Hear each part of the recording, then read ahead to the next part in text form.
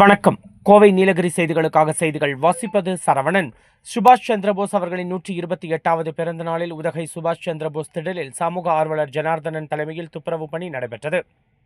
இந்நிகழ்வில் பேசிய மக்கள் விழிப்புணர்வு இயக்க தலைவர் ஜனார்தனன், உதகையில் சுபாஷ் சந்திரபோஸ் அவர்களின் தன்னலமற்ற சேவைகள் மக்கள் மனதில் நீங்கா இடம்பெற்றுள்ளது.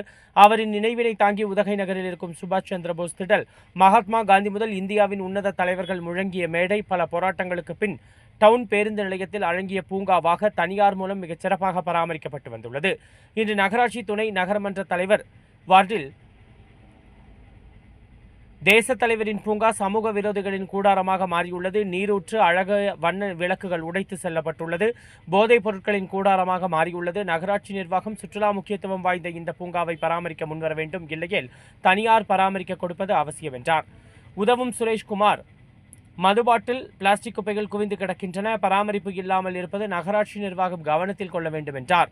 நகரின் மத்தியில் 20க்கும் மேற்பட்ட மரங்கள் சீதாப்பழம், பிச்சிஸ், லங்கோட்டா, நாவல், பூமரங்கள் என்று நட்டு பராமரிக்கப்பட்டு வந்துள்ள இப்பகுதியை பாதுகாக்க உடனடி நடவடிக்கை அவசியம். பல்வேறு விதமான பறவைகள் இந்த பூங்காவில் இன்னமும் வந்து செல்கின்றன.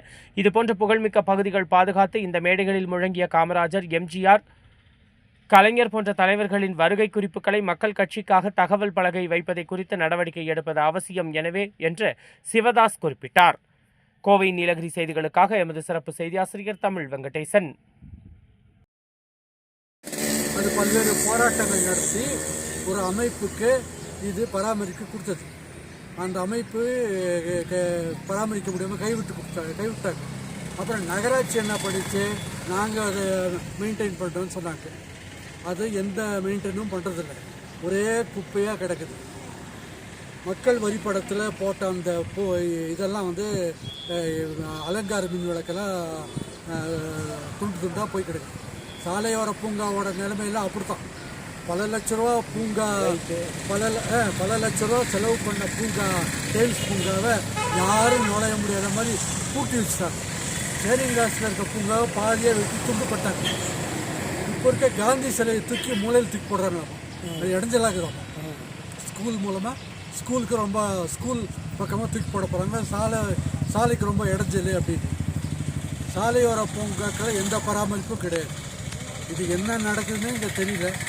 இது குறைந்தபட்சம் இது க்ளீன் பண்ணி கூட்டினாலாவது ஒரு புண்ணியமாக போகும். இல்லாட்டி மெயின்டைன் பண்ணுறதுக்கு யாராவது ரோட்டரி, லயன்ஸுன்னு சில பேர் நிறைய பேர் துரிகிறாங்க.